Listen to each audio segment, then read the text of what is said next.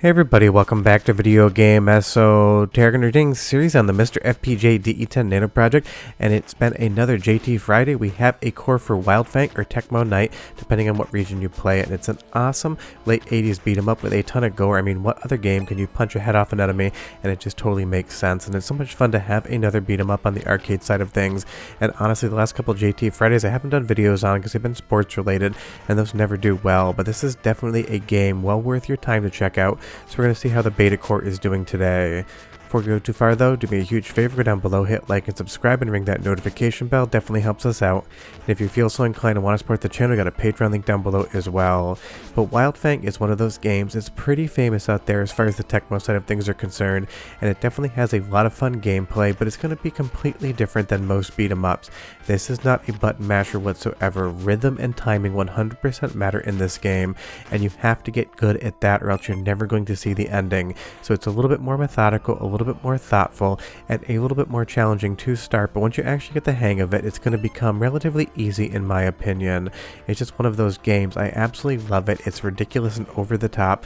What other games are going to let you fight King Kong in an arena? All you have to do is punch his hands until they explode, but I can't recommend enough. Give yourself as many lives as possible via the dip switch menu, because this game unfortunately does one of the things I don't love about arcade games, especially beat 'em ups. When you lose lives, you're going to get kicked back to the previous checkpoint, and you can definitely end up in a situation where you feel just a little bit stuck. I mean, I totally understand why they did that back in the day. It was to get more quarters in the machine, but definitely just allow yourself as many lives if you've never played this game before, because it's going to reduce down the frustration. Otherwise, the dip switch settings are going to be pretty self-explanatory. You have your difficulty in there and every other option. Just remember that you do need to reset the core every time you change the dips, or else they will not adhere. And for the most part, I feel like everyone knows that now, but I like to remind you. But I just love Wild Fang because for 1989, it's got a ton of fun and a ton of huge sprites. And you'll see here, taking the first continue because it's been a minute, I did get pushed back, so again, make sure you give yourselves as many lives as possible. But on the gameplay front, it's definitely rhythm based. You want to go ahead and stagger your opponent. Once you see that they're bleeding a little bit, that's when you know you're going to be able to pop their head off. Don't just rush into a group of opponents and try to beat the ever-loving hell out of them. That is going to end up with you dead very quickly in Wild Fang. So take your time, kind of poke around, look for their openings, understand their animations and attack patterns, and you're going to be doing much better. And you can clearly tell the hook here is that in Wild Fang you have what's basically animal buddies, kind of like Donkey Kong Country, except a little bit more violent. Your main character is going to be the weakest, and then you have this little dude here riding a tiger. He has a much better ranged attack, and you're going to want to save that up for the right times. If you hit the change button, you're going to switch into him, and it just keeps you a little bit further away from your opponent, so you're going to have more time to hit them and stagger them, because that is how you're going to make progress. Now there's technically two different versions of this game. You're going to have Wild Fang and you're going to have Tecmo Night. Wild Fang has more violence and it also has more story, so that's the version of the game you're going to want to play in my opinion, and that's the version of the game that is defaulted in the core. You will have to of course update this and then update your JT beta key, and if you are wondering, this is still in beta, so it might be a month or two and this pops up in public, so you do need to be a member of Jotego's beta key program on Patreon, just that way everything works for you. But I do love this game, and trust me, if you have a friend around, bring them along for the ride. Every single boss up until the final boss is going to come in pairs, and you either have to try to stack them up so you can hit them and stagger them at the same time, or as a two-player game, you and your friend can each focus on one individual boss and go ahead and destroy him. So it's one of those things, definitely feels a little bit more balanced for a two-player experience, but as a single-player move, you can definitely beat this game. It just takes a little bit more challenge, but honestly, that's kind of what the fun of something like Wild Fang is. It is challenging, it doesn't hold your hand, and it gives you that satisfaction when you beat the game. You really did accomplish something. And it also has a really fun soundtrack for 1989, so go ahead and listen for 45 seconds. I'll be right back to talk about the overall core performance.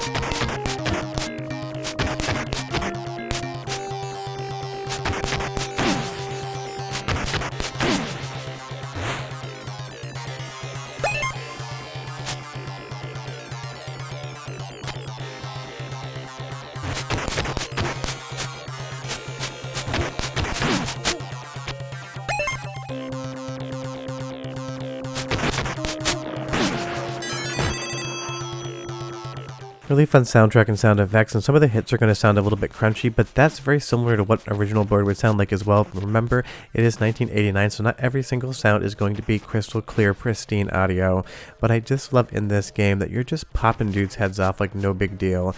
You want to use those rolling pins in the actual level, those little pliers there, and you also want to stay away from the bombs and try to activate them without getting hit by them because they are going to do damage to you as well. Now, as far as the core's performance is concerned, it's 100% playable from start to finish. All of the sprites look good, all of the backgrounds look good. Every once in a while, you're going to get a little bit of overdraw to the left and right hand side of the screen, but that could be something that was just hidden by the bezel on a CRT monitor back in the day. Because a lot of times you'll see situations where you get a couple extra pixels to the left or right, like right now, and I'm not sure if that is just part of the core being in beta, or if that's just the screen showing something that would have been there on the original board, but would have been hidden behind the screen bezel. That's always something we need to think about as far as arcade cores are concerned. But as far as the graphical performance, the audio, and the controls, you're getting everything you need here to sit down and enjoy Wild Fang. I'd say this feels like 90 to 95% of the way there. A couple little visual glitches here and there can be fixed up, and this thing will be ready just to be a completed core. And that's so much fun because I've been talking a lot about beat 'em ups on the channel recently, and this one definitely is more of a deep cut. I love that you get a double Medusa fight here, and she has these red bouncing balls that end up being bombs, and you can clearly tell where they are coming from her. They are eggs, not in fact bouncing balls, but it is fun. And if you do want to play this as a single player game, trust me on the bosses, try to get their sprites to overlap. That way you're going to be doing double damage the entire time because you can strike two enemies at once. It's basically the only winning strategy to try to get to the end of this game if you're going for the single player experience. And Wild Fang is just a game that 100% hits. You'll see there are a couple of the sprites to the left hand side of the screen, again that overdraw. It is just a fun title, and I love all of the enemies. It's got that kind of Conan the Barbarian Rostin style, sword and sandals, epic graphical styling. Really looks like we're going through ancient Greece here, or ancient Rome. It just has a ton going for it, and I love these enemies kind of looking like bulldogs, and again, popping a head off with an uppercut and seeing all that gore come out just works as far as the game is concerned. It is going to recycle things every once in a while. You're definitely going to be fighting King Kong more than once here, but honestly, this sprite is so big for 1989, it totally makes sense that the developers wanted to use it more than once, and trust me, in situations like this, use the change button, pivot to Little Man on Tiger here, you're going to get a better range and a better rhythm, so you can basically stun lock King Kong's fist there. Again, that is going to be so important for you. I can't stress enough, if you just rush in all gung-ho and try to beat the ever-loving crap out of your opponents, you are going to lose and see the continue screen over and over again. Take your time, line them up, get into a place where you have the advantage, and you're going to find that this game is definitely not as hard as you would think it was or what the internet would tell you if you just looked it up. But one more soundtrack sample, and I'll be right back with a little more.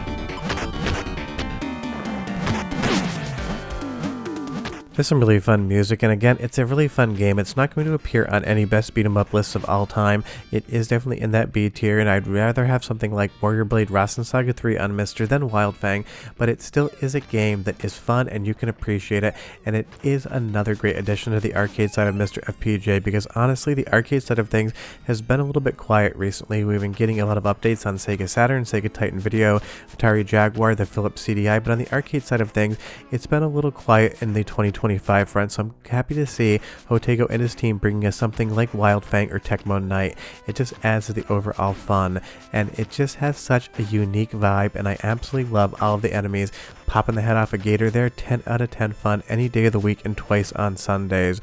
Leave me a comment down below and tell me what's your favorite beat 'em up core on MiSTer FPGA, and what's the one beat 'em up you'd love to see come to the platform. For me, 100%, it's got to be Warrior Blade Rasen Saga 3. It is my favorite beat 'em up game of all time, and I'd love to see how MiSTer FPGA handles that aspect ratio of having two 4x3 monitors basically side by side. I'd just be curious from a technical standpoint.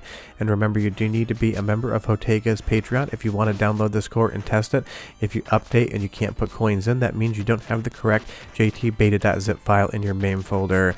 but definitely check out Wild Fang. It's like a 7.5 out of 10, and with the violence it goes up to an 8.5 out of 10 for me. But we are done. We're gonna get crushed to death here, and remember, make sure you add lives and take your time. Hope you enjoyed the video. Bye bye.